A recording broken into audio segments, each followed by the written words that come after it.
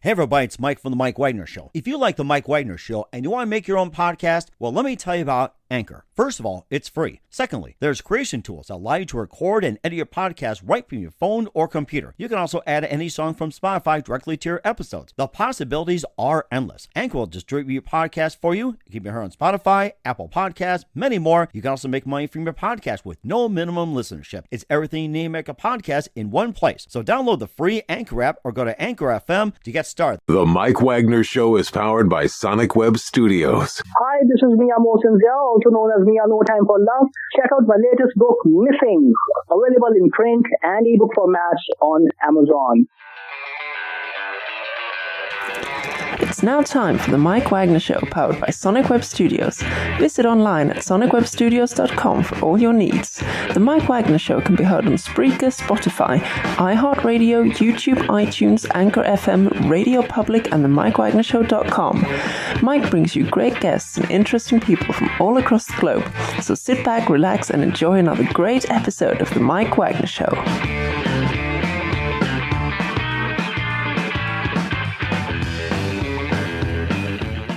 Hey everybody, it's Mike from The Mike Wagner Show, powered by Sonic Web Studios. Visit online at sonicwebstudios.com for all your needs. Looking at a professional website without breaking your budget, Sonic Web Studios is the answer. Sonic Web Studios offers fast, affordable custom web designs that blow the competition away. Call today, 1-800-303-3960. That's 1-800-303-3960. Or email to support@sonicwebstudios.com.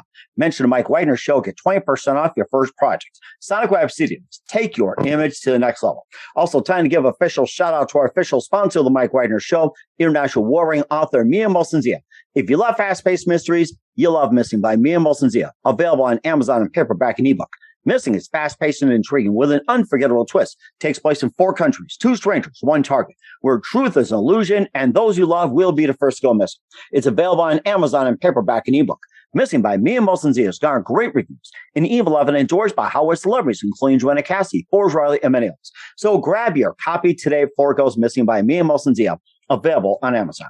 Also, check out The Mike Wagner Show at themikewagnershow.com on over 30 podcast platforms, including Facebook, SoundCloud, Spreaker, Spotify, and iHeartRadio. Also, Anchor FM, iTunes, Google Play, Amazon, Audible, Apple Music, and your favorite platform and more. Take us with you on any mobile device. Subscribe to The Mike Wagner Show on the YouTube channel. And don't forget to follow The Mike Wagner Show on Instagram and Twitter today. And for great gift ideas, go to Amazon.com and check out The Mike Wagner Show podcast. T-shirts, pop sockets, throw pillows, tote bags, makes great gifts 24/7. Amazon.com at the Mike Wagner Show podcast. And for more great gift ideas, go to Amazon.com/Mia Mosensia for great books like Missing, Once, and Wrinkles. Also T-shirts, pop sockets, phone cases, lots of cool merchandise for family and friends. Amazon.com/Mia Mosensia. Also support the Mike Wagner Show on Anchor FM, as well as PayPal and the MikeWagnerShow.com. Make sure you donate generously today. We're here with a terrific lady who is a facilitator, marketing business development strategist. She is also a public speaker, a podcaster. She'll talk about the podcast coming up. And most importantly, she's a best-selling author, and she's focused on the business and, yes, of writing people, and of course, purpose, and also potential and profits. It's, of course, the 4 Ps across the generations at work. And, of course, she'll be covering all the cross generations and also the development of it. And she also has some books on Amazon. Most importantly, we'll be talking about the book You Can't Google, the compelling case of cross-generational conversation at work, and talk about why that's so important. And she's also a co-host of Legendary Makers at Work podcast, and she's also the champion of the workplace, cross-generational conversations and collaboration. So if you want to get leveled, this is a lady you want to refer to. Live, ladies and gentlemen, from the Plus Studios in beautiful downtown New York City, the amazingly multi-talented facilitator, marketing, business specialist, podcasting host, and the author of You Can't Google It, Phyllis Weiss Haserot. Phyllis, good morning, good afternoon, good evening. Thanks for joining us today. Well, it's good afternoon or almost good evening here. I'm in New York. I'm delighted to be here. Mm-hmm. And I know we're going to have a lively conversation. Oh, very lively indeed. And of course, I can tell that you're ready to, take this to the next level. So you're a facilitator and marketing business development strategist, and you're also a public speaker, podcaster. You also have your own, Well, you're a co-host of the Legendary Makers at Work podcast, and you're also a best-selling author. So, I'm sorry? The name of the podcast is Legacy Makers. Legacy Makers. Work. Okay. All right. Right. Okay. I was going to get that straight, but I'm glad we managed to connect on that one too. So we'll talk more about connecting in just a minute. And you also got a book called You Can't Google It, The Compelling Case of Cross-Generational Conversation at Work. You also had some other books. And before we get into all that, Phyllis, tell us how you first got started. Well, I always say, how long do you have? I actually started as an urban planner, and that's what I have my master's in. And it took me a long time to figure out how I got from urban planning to focusing on the future of the workplace, and especially on generations. So we'll get into that, and diversity, equity, inclusion, and belonging, which is what I'm really focusing on now. But I realized that I was more business oriented than a lot of the people in the field, when I was in urban planning. That's changed over time. But so I decided I wanted to work in marketing and business development. And I took a lot of the skills that I had been using even as a planner, because the last company that I worked for and became vice president, a young vice president, I have to say, I was also speaking, I was writing, I was doing market research for our clients. And so I figured I knew some things about that. And so, as I say, I'll leave out a lot of the details, but I did start trailblazing actually on marketing and business development for professional firms. And this was in the early days when that was legal, because prior to a Supreme Court decision in 1977, Bates versus the state of Arizona, no licensed professionals were allowed to market, sell, do PR, do advertising, do anything but respond to clients' requests to work for them. And this Supreme Court decision changed that for everything. Now, planners were also licensed professionals, lawyers, accountants, architects, engineers, doctors, dentists, everything that was a licensed professional. So getting in, not in 1977, but the middle 80s, I was really kind of inventing what could be done as we went along. And I really enjoyed that. And my first book, The Rainmaking Machine, was written because a legal publisher, had asked me to write a book, and I was never thinking about writing a book. So that was sort of an accidental or incident thing that happened. Although I realized recently that I actually became a paid writer in the 7th grade. Wow, really? How'd you do that? Well, I entered, and we were asked by our teachers to enter a contest that the Chamber of Commerce in New York was holding. And so I won the 3rd prize in the 7th grade. Nice. Of either, I don't remember if it was New York or Manhattan. And we got this big ceremony at the Chamber of Commerce, and we were given cash. Nice. So I got $8.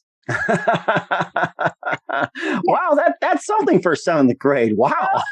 No, I mean, I that was unexpected. We didn't, but it occurred to me when I was speaking to a library group a few months ago that's when I became a paid writer. And that didn't happen again till the Rainmaking Machine.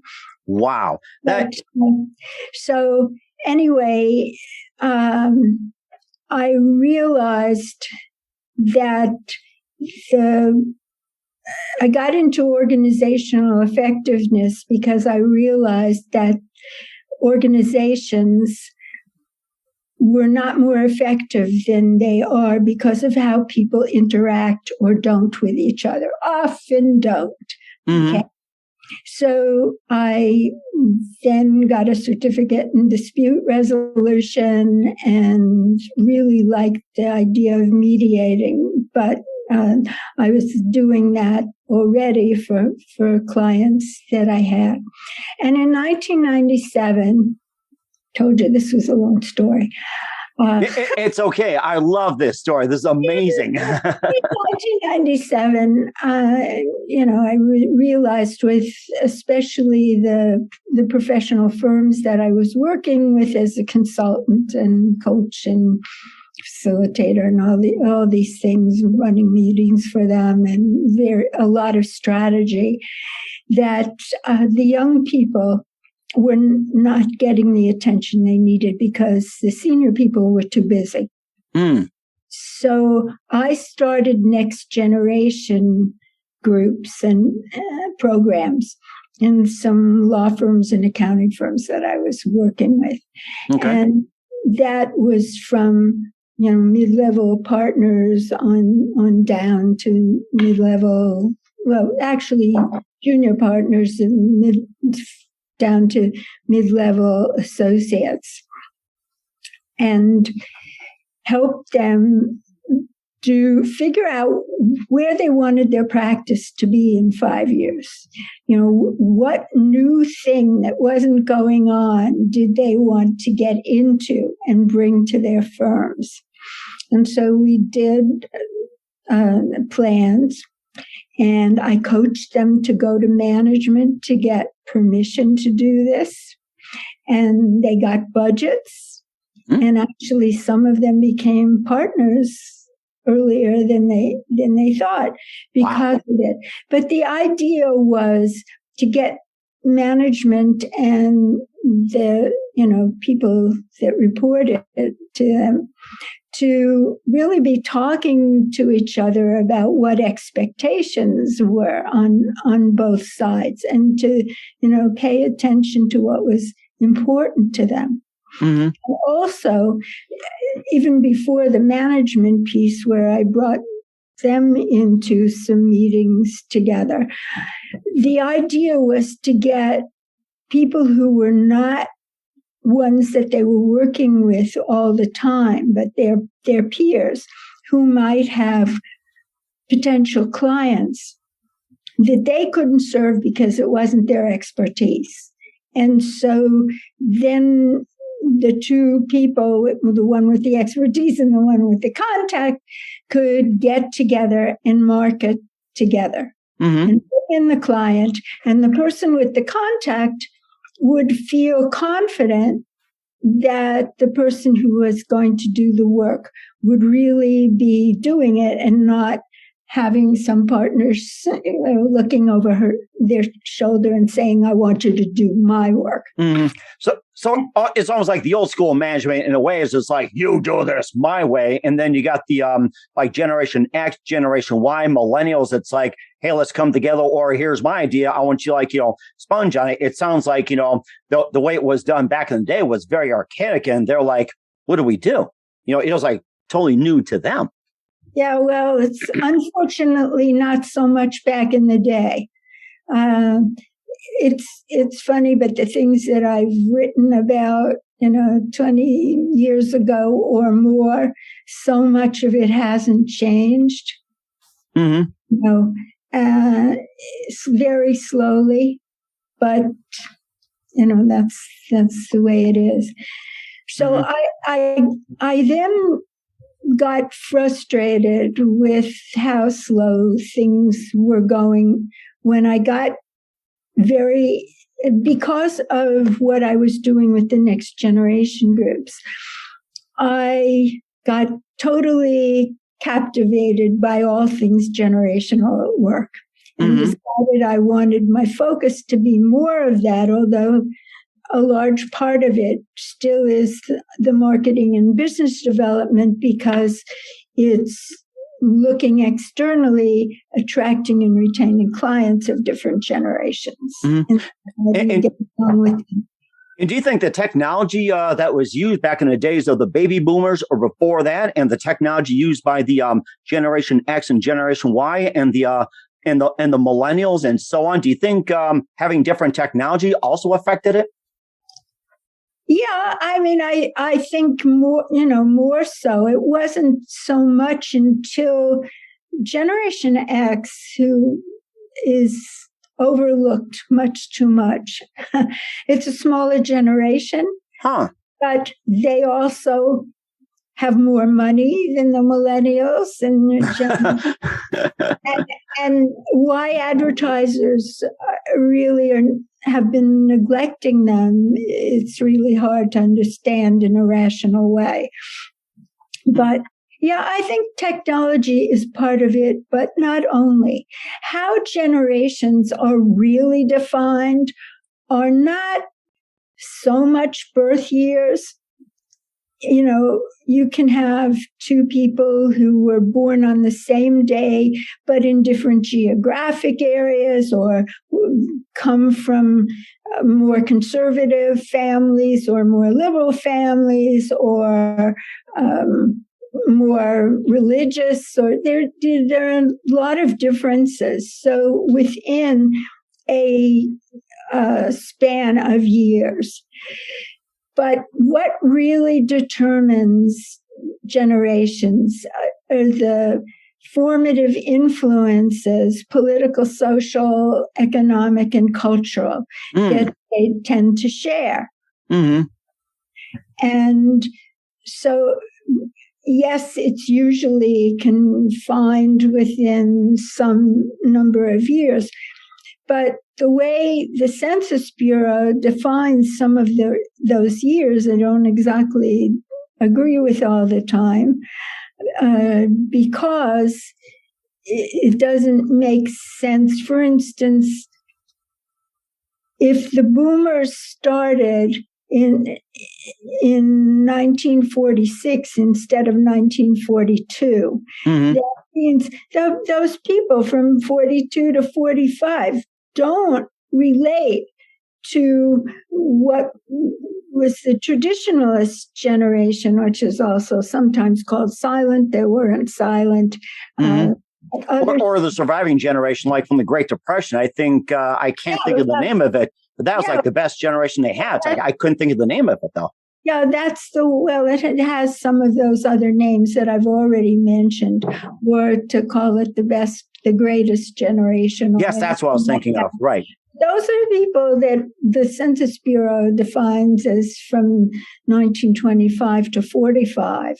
And the boomers did not relate to the Depression, which they didn't live through. They didn't really live through the World War II. And they were thought of as fairly radical at that time in all those other ways, especially culturally.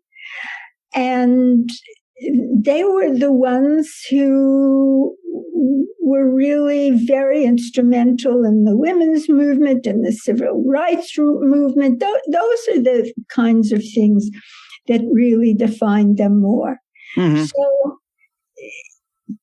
I just have to say that everything is not a generational issue. Right.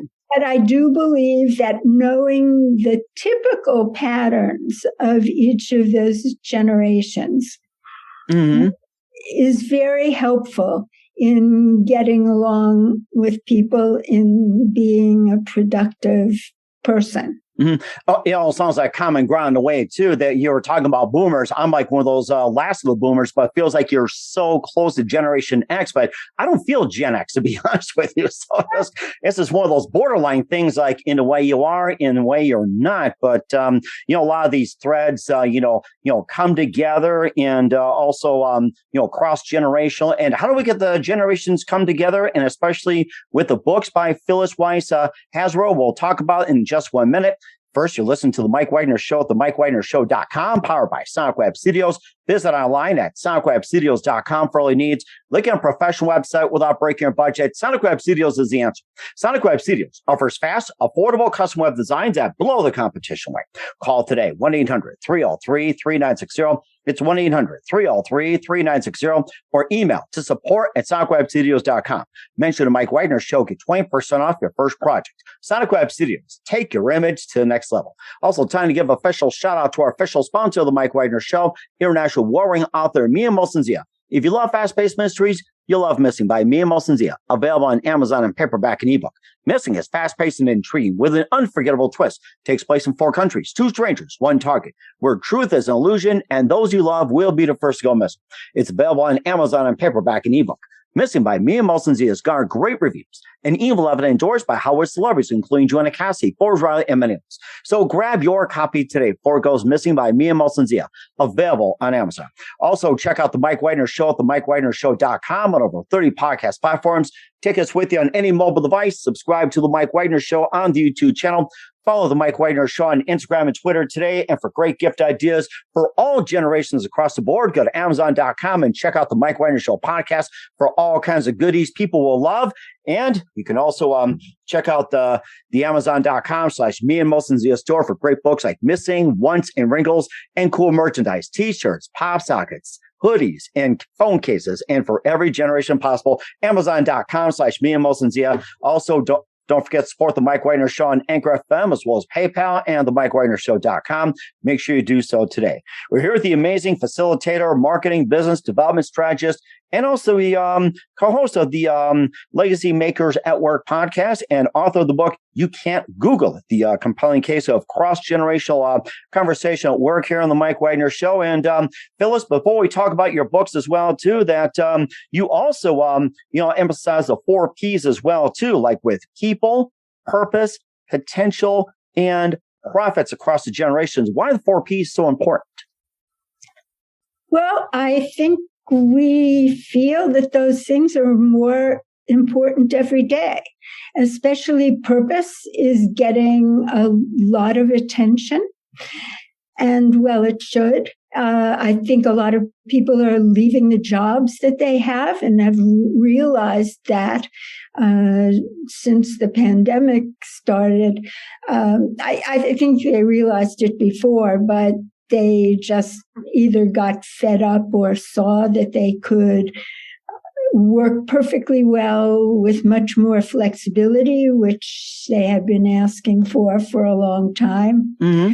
So that's it. Potential to be not just what somebody has on their resume, but the people that you want to work with or hire or all of that, to look at, what other skills and traits they bring and how important diversity is, that teams are much more productive and innovative when there's diversity.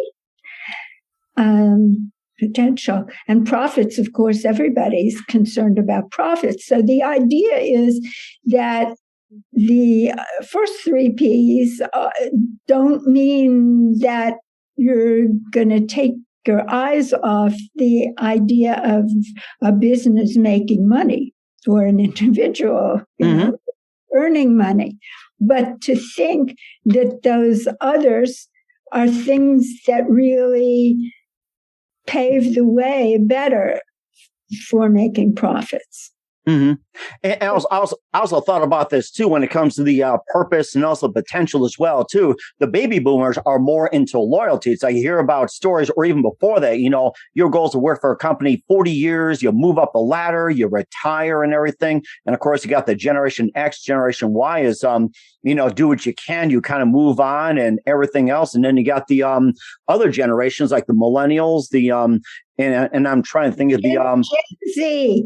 That is Z. Okay. I was trying to think of the other generation where the more like, hey, I just want to do this task. If I'm bored, move on. So it seems like, what comes to mind too that I thought of this, the attention span. So do you think that could be a factor as well too when it comes to the whole thing, like with conflict as well too, like attention span? Because back in the day, it's like attention spans were very longer. Now it's like with the Generation Z and everything else, the attention span, you got to get their attention like 5 seconds or less, otherwise you'll lose them.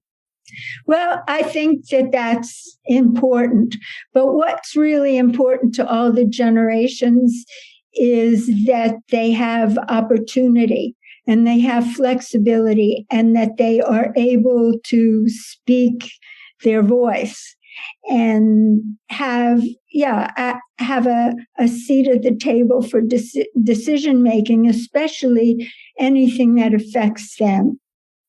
Mm-hmm. And so for that to be in management's hands, who only talks to each other, the top people, and not really having conversations with the people that report to them, and way down to, people who are entry levels. You've got to know what their expectations are. Tell them what your expectations are. And I think that orientation for anybody new who comes in at any level needs to be rethought. Mm-hmm. And who is involved, and to not just think of it as, well, we'll show you around what the office is like, and here are the benefits, and, whatever it is you're going to get, and fill out these forms. That's really the least of it. Mm-hmm. Really, what about the culture? What is it really like? Where's the coffee machine? Where are the croissants? Where are the donuts? Hey, where are those games? Can I watch some YouTube on my break or something? That's not what's important to people. Mm-hmm. And for a while, it seemed like the millennials were interested in those things. And they wanted to have more fun. But I think, and from my experience working with them, they really did want to put in a very good days, months, years, whatever it is, work. And people weren't just there to job hop. They wanted to know, where's my career path? Yes, important. What opportunity is there here? And if I have ideas, would you at least just listen to them? It's not like I expect everything that I'm talking about to happen or to get. They're not demands. But I want to know that you're listening. And a lot of that comes from how they were educated. Oh, yes, important. In teams, and they were listened to, and they were encouraged to ask questions. And by their parents, as the millennials' parents are mostly boomers, and they wanted them to ask questions. And by that time, really even earlier than that, the boomers realized that they weren't going to have the same job or work for the same company for years. And they were hopping around, or they were forced out. Yes, that was another point too that's happening these days. Ageism. But which is another thing I'm focusing on a lot with my made up word. Oh, yes, that's right. Ageism. Mm-hmm. Which is about getting all of the generations to fight ageism together. And that's ageism against younger people as well as older ones, and the ones in the middle who, as I say, are getting older every day as babies are. So age should not be a factor in whether a person is going to be a good employer or a consultant or somebody, outside provider. You really have to look into their skills and traits and all of that. And to get to the book that you love the title of, and I've used that title a lot of times even before that. You can't Google it. Everybody laughs, smiles, chuckles when they hear it. But what I mean by that is that you can't learn, acquire, or practice the essential skills for success by going out onto the internet. Mm-hmm. But it's all about the conversations and relationships you have with people that you work with or for, and especially cross-generational conversation. Mm-hmm. and knowledge transfer. Okay.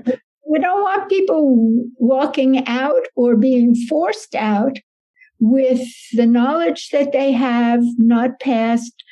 And that includes the contacts they have. It's not only what you can put in a computer, but the things that are less tangible. Mm-hmm. And you don't want to lose those contacts with clients, with referral sources, with the people that you work with and get good work done. Mm-hmm. And of course, most importantly, too, it's like not just engagement is important, but of course, looking at a little bit of the books and everything, you call it gen-gagement and also collaboratism and collaboratism manifesto. I hope I got those right. Collaboratism. Oh, I see why you made up those words. You can pronounce it better than I can. But anyway, let's learn about those. Yeah. So, gen-gagement, another one of my books, which I was asked to write for the American Bar Association, that's Embrace Gen-gagement. And that's, how to be more, productive for your organizations. Mm-hmm. And that one is actually a series. The whole thing is checklists, not a whole lot of prose to read. It's a short book. Ah. It gets into everything, which I connect in one way or another to generational issues. Hmm. So it's just like a whole checklist then, right? Yeah, it starts out with a paragraph and the rest of it is bullet points. Huh, very easy to digest. There are action steps. Here's what the problems are and what do we do about it. I love writing in that form. My second book was The Marketer's Handbook of Tips and Checklists, and that was in that form, and people loved that. So I said, if I'm going to do this book that I was asked to do, I'm going to do it in that form. Wow, that's really interesting. It almost sounds like an actual hands-on with the Embrace Gen-gagement and also the Marketer's Handbook and the Rainmaking Machine as well, too. And you wrote that a while back. And I guess from what I understand, there's must have been 20, 25, 30 editions maybe to go or something. 30. And it keeps raining. There were 30. We've actually stopped it now. So 2021 is the last edition. It's huge. It's at least 1,600 pages. Wow. Because I was asked, there are all those editions because the business model of professional publishing was to turn out new editions all the time and sell them back to the people who bought the previous ones. Huh. Interesting. It doesn't work so well anymore. Mm-hmm. There aren't so many libraries that have paper copies of things. Right. Yes. Yeah. I remember the good old library. I miss the days of just check out the book, actually have it in my hand. It's like, I miss those days. Yeah. Well, I mean, and especially, for instance, if you walk into a law firm, they used to buy year after year updates of whatever they needed. And then everything became digital. Mm-hmm. And that's so amazing as well, too. And we'll talk about your book. You can't Google it in just 1 minute. You listen to The Mike Wagner Show at themikewagnershow.com, powered by Sonic Web Studios. Visit online at sonicwebstudios.com for all your needs. Also brought to you by official sponsor of The Mike Wagner Show, international warring author Mia Molson's The Missing, available on Amazon and paperback and ebook. We'll be back with the author and the multi-talented Phyllis Weiss Haserot with You Can't Google It after this time up. The Mike Wagner Show is powered by Sonic Web Studios. If you're looking to start or upgrade your online presence, visit www.sonicwebstudios.com for all of your online needs. Call 1-800-303-3960 or visit us online at www.sonicwebstudios.com to get started today. Mention The Mike Wagner Show and get 20% off your project. Sonic Web Studios. Take your image to the next level. Hey everybody, my name is Forbes Riley and I'm an American actress and a TV host, and I was delighted when I got my copy of Missing, which is Extraordinary Relation of Ordinary People based on a real life relationship. It's well written. It's amazing. You know, it talks about a man who has lost his wife and his daughter, and it's very well done. I'm going to highly recommend that you go get your copy of Missing. It is a powerful, exciting read. Mr. Mian Moshe Zia. He is the author of Missing, and I want to give a big shout out and a kiss all the way halfway around the world to my dear friend. Check him out at Mia's website. It's called www.miamosenzea.com. Missing, available on Amazon. Again, I'm Forbes Riley, and I will see you again soon. Bye-bye. Hey, this is Ray Powers, and boy, are you in luck. Right place, right time. Tuned in to The Mike Wagner Show. You heard me. We're back with author Phyllis Weiss Haserot of You Can't Google It, the compelling case of cross-generational conversational work here on the Mike Wagner Show. And we cover the book a little bit. You Can't Google It. And of course, it's still an impressive book and maybe just a bit more. And, why is this, really, really needed and very important too? Well, as I was saying before, the generations really need to speak with each other a lot more. And of course, during the pandemic, it's become even harder. People tend to be much more isolated in the work that they do. I mean, isolated in general, which is one of the reasons there's a lot of depression and burnout, and the youngest generation has a lot of mental illness issues. Mm-hmm. Which is really very sad. And I do a lot of mentoring, and we've got to do something about that. But not to get into that subject, because that's really take us on. well, that'll be it for another time too. So, yeah.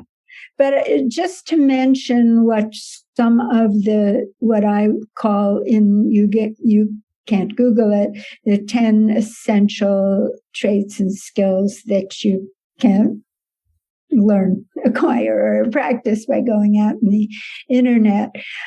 I won't mention them all, but... or just a couple will be fine too. We'll talk about some that I think are especially important now. Mm-hmm. Are trust, empathy, perspective, curiosity. Oh, yes, important. A super curious person.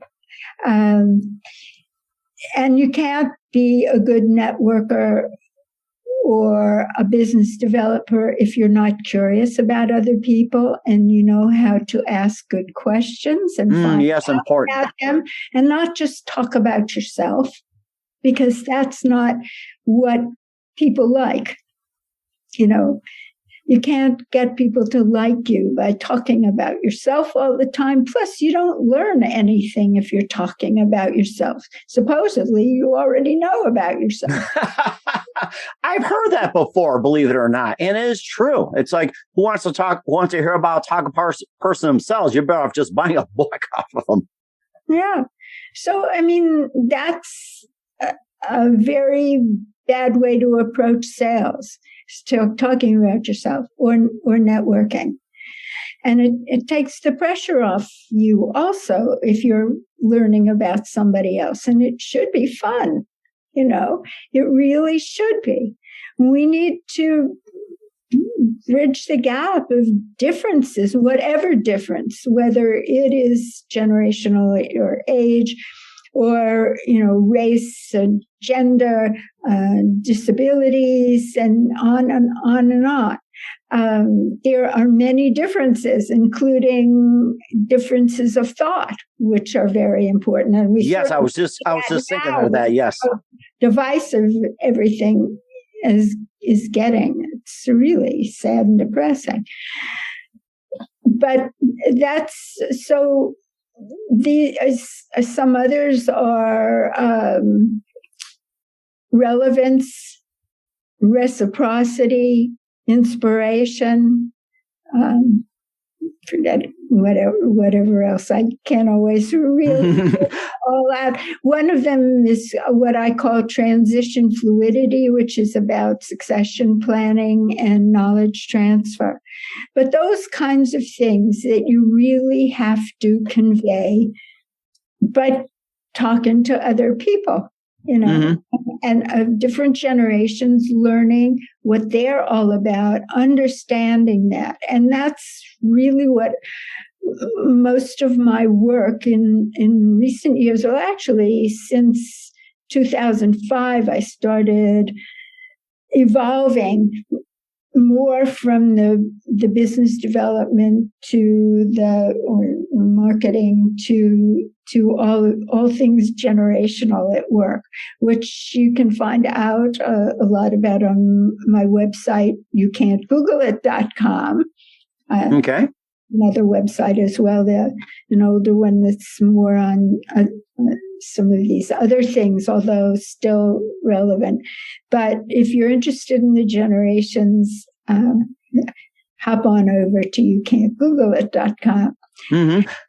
And so what I really want to talk about is why I say that intergenerational issues and collaboration and all that are the missing piece or a missing piece at the diversity, equity, inclusion table, decision-making table.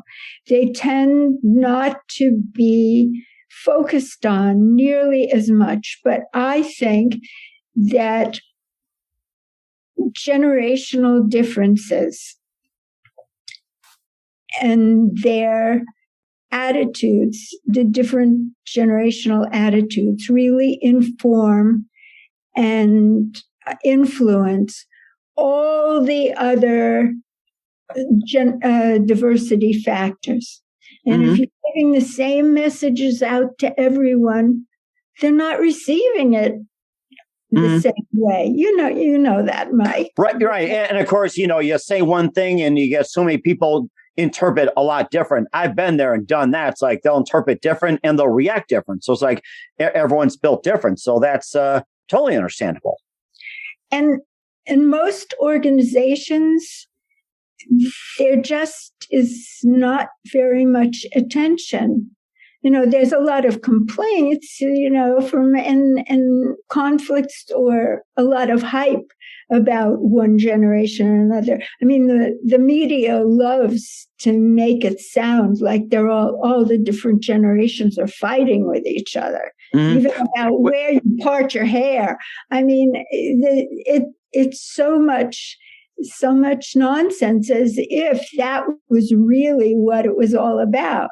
And so they need to understand how important the significance of the differences are to how work gets done, whether it's about technology or just about how people go about it, and what's important to them, and not having people leave because they're frustrated about flexibility, right?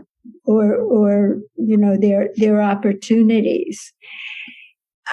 And there's what I've found in the programs that I've done, whether it's cross-generational conversation day programs or the forums that I've done. And when I get 3 generations at least talking to each other in groups, addressing certain issues or questions that I get from them or give to them, sometimes the organizers say, "Oh, they're not going to change their seats, one person, and to get into these groups and everything." And what I found is, I ask them to do it. They go do it. They plunge in.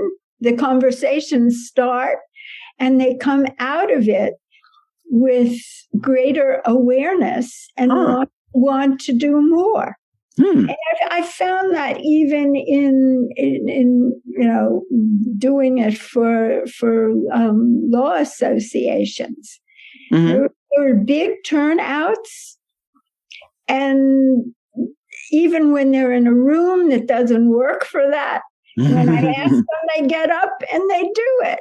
And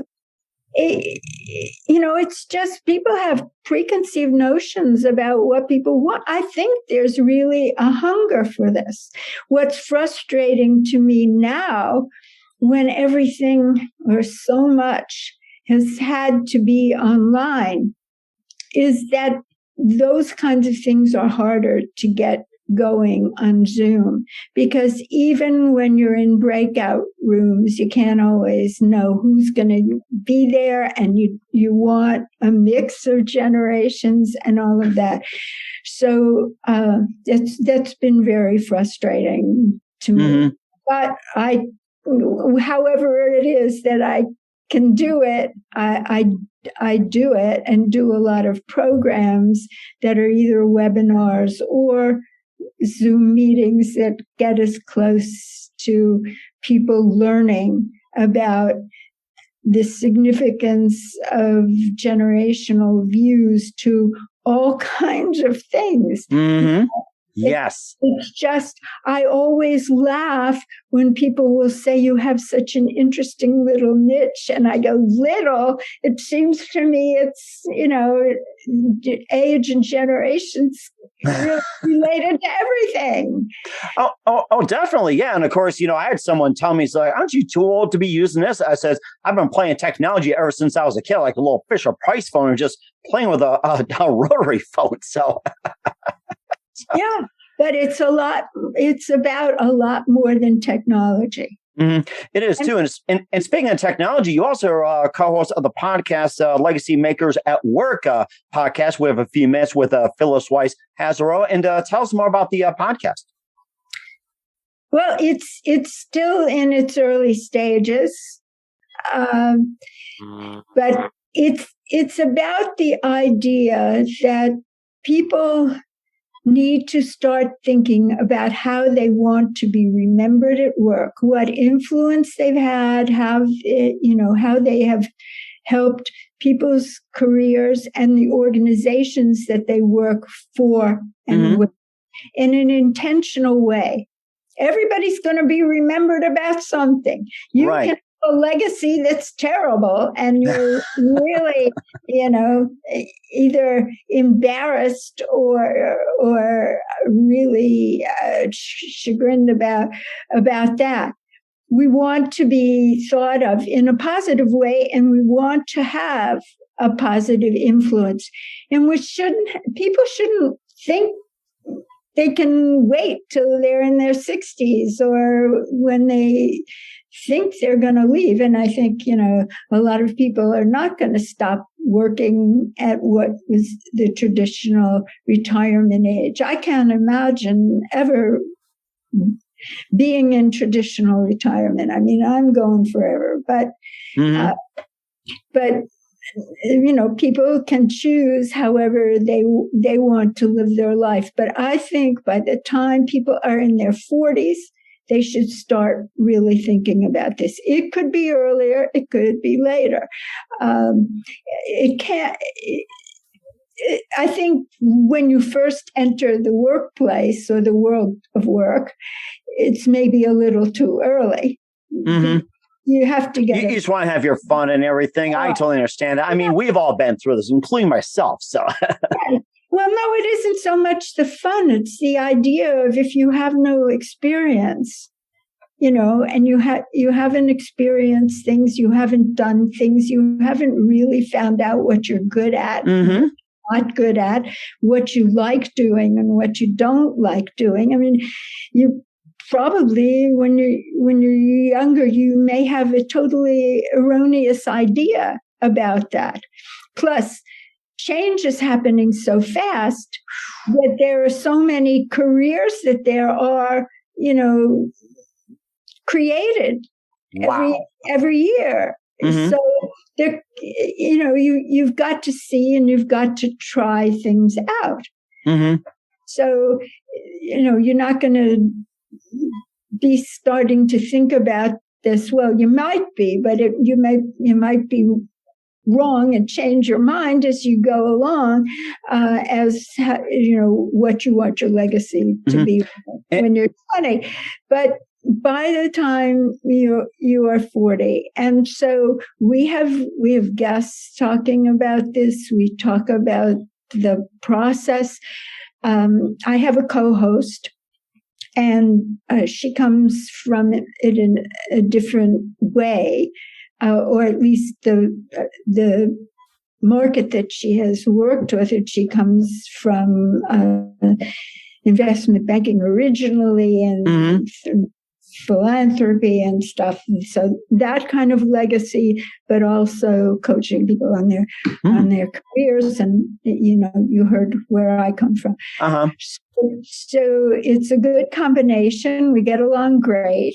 And the idea was that we are starting masterminds for which I came up with the name Legacy.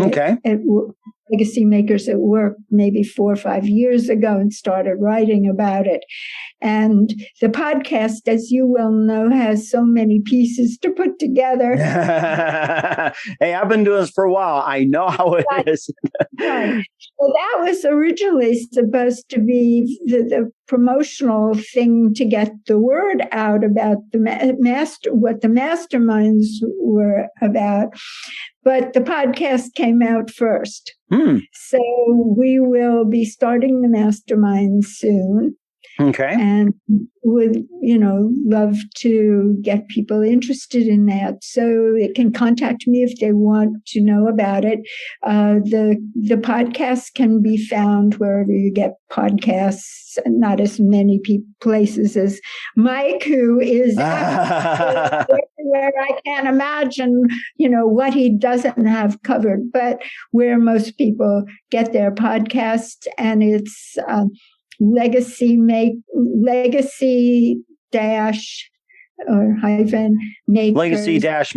at work.com. And I think I got that. Yes. The ad is an at sign. Yes, that's it. Okay. Right. All right. But the website for that is Legacy Makers, and it has to be AT work. Okay. All right. We'll certainly check that out. We'll talk more about that in just a couple more minutes. Phyllis, who do you consider biggest influence in your career? The biggest influence in my career? Yes. Maybe the willingness to try new things, my curiosity, and liking to innovate and see what happens.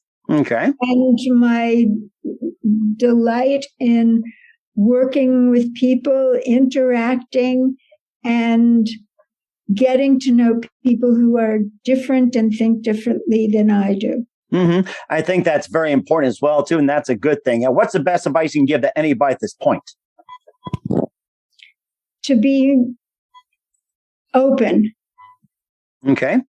And to reach out to people that you maybe don't know all that well, and you might feel some fear or discomfort if they are not like you, but it's really going to pay off. And actually, I like to give a challenge when I am a guest on podcast, and that challenge is to reach out to 3 people of different generations from yours and start to talk with them and have a series of conversations. Try first, if that goes well, and develop relationships. And these are people, since my focus is on work, people that you maybe don't on a day-to-day basis work with. Mm-hmm. Okay. Or it could be that you didn't really know well and you're only focusing really on the task at hand. Mm-hmm. So try that with 3 people, and you will find that you develop more and more comfort as time goes on. Okay. And let me know how it goes. Sounds good. We'll certainly do that. We're up to the challenge. We're here with Phyllis Weiss Haserot of You Can't Google It on the Mike Wagner Show. Phyllis, a very big thank you for your time. You've been totally amazing. I learned a lot from you, and looking forward to having you again soon. Make sure you keep us up to date. Keep in touch. Looking forward to having you back. And tell us what you got coming up for 2022 and beyond. And once again, what's your website? How do people contact you? And where can people purchase or check out your books, and especially the podcast? Okay. I think I gave you where the podcast is, and you can, you can Google that. Yes. You can, but you can't. You can this time. You can, guys. You can. You can Google it. I imagine you'll have in show notes, Mike, or something. Please ask me questions. I love to hear from you. So my email is pwhas as in Sam, EROT at pdcounsel, that's COUNSEL.com. The website that I gave you is youcan'tgoogleit.com. And, well, let's see, what else do we want? And of course, your books are available at where? Your other books? You Can't Google It is on Amazon. And the others, I think the ABA still has embraced engagement. I'm not sure if they have that there yet, but if you contact me, I can tell you where to get it.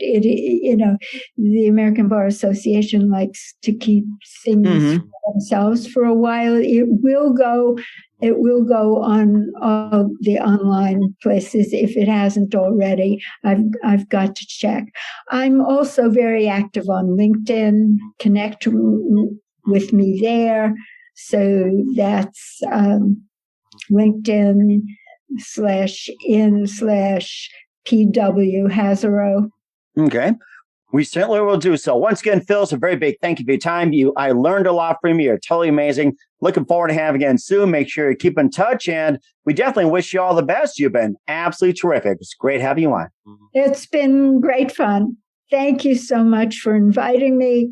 And it's been my pleasure. The Mike Wagner Show is powered by Sonic Web Studios. If you're looking to start or upgrade your online presence, visit www.sonicwebstudios.com for all of your online needs. Call 1-800-303-3960 or visit us online at www.sonicwebstudios.com to get started today. Mention the Mike Wagner Show and get 20% off your project. Sonic Web Studios. Take your image to the next level. Hey everybody, my name is Forbes Riley and I'm an American actress and a TV host, and I was delighted when I got my copy of Missing, which is Extraordinary Relation of Ordinary People based on a real life relationship.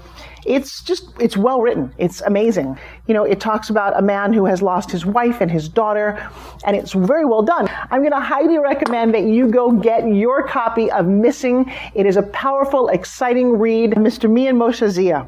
He is the author of Missing, and I want to give a big shout out and a kiss all the way halfway around the world to my dear friend. Check him out at Mia's website. It's called www.miamoshenzea.com. Missing, available on Amazon. Again, I'm Forbes Riley, and I will see you again soon. Bye-bye. Thanks for listening to The Mike Wagner Show, powered by Sonic Web Studios. Visit online at sonicwebstudios.com for all your needs. The Mike Wagner Show can be heard on Spreaker, Spotify, iHeartRadio, iTunes, YouTube, Anchor FM, Radio Public, and themikewagnershow.com. Please support our program with your donations at themikewagnershow.com. Join us again next time for another great episode of The Mike Wagner Show.